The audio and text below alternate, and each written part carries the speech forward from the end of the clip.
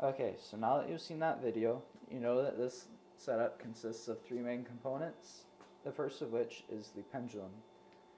With the pendulum, there are two angles of importance, theta 1 and theta 2. Theta 1 is the angle that the pendulum is at the very beginning of the setup, and theta 2 is the angle of the pendulum when it strikes the golf ball. So to find the energy of this component, you need to first of all, find the original potential energy, because kinetic energy is 0 and total energy is potential plus kinetic, and the potential energy is mass times the acceleration of gravity times the height, which at this point is equal to 0.0118 joules. And you can use this to find the total energy, to find the kinetic energy later on in the setup, because potential energy changes when the pendulum reaches the second theta, and then you can subtract that potential energy from the total energy to find kinetic, which is 0.114 joules.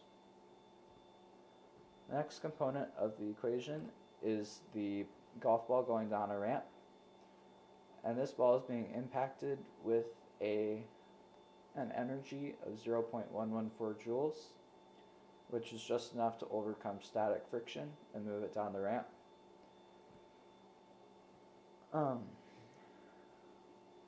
Now you also need to find the energy of this component of the setup, and since there is no kinetic energy at the very beginning, it is total energy equals potential, which is 0.095 joules. And you can use this to find kinetic, or to solve for kinetic later, because when the ball reaches the bottom of the ramp, there's no more potential, so it is all kinetic energy, and you find the velocity to be 2.05 meters per second. And now to find the force of the golf ball onto the next component of the setup, you need to find the acceleration, which will be less than gravity because the ball is going down a ramp.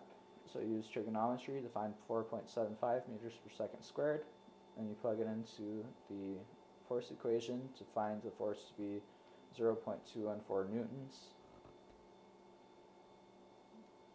Now there's the third component, which is the tissue box being impacted by the golf ball, and because it's being hit at an angle, it will be moved down and to the right, and this increases the normal force by 0.214 sine of 0.505 radians, and then you add that to the force of gravity to find a new normal force of 2.31 newtons.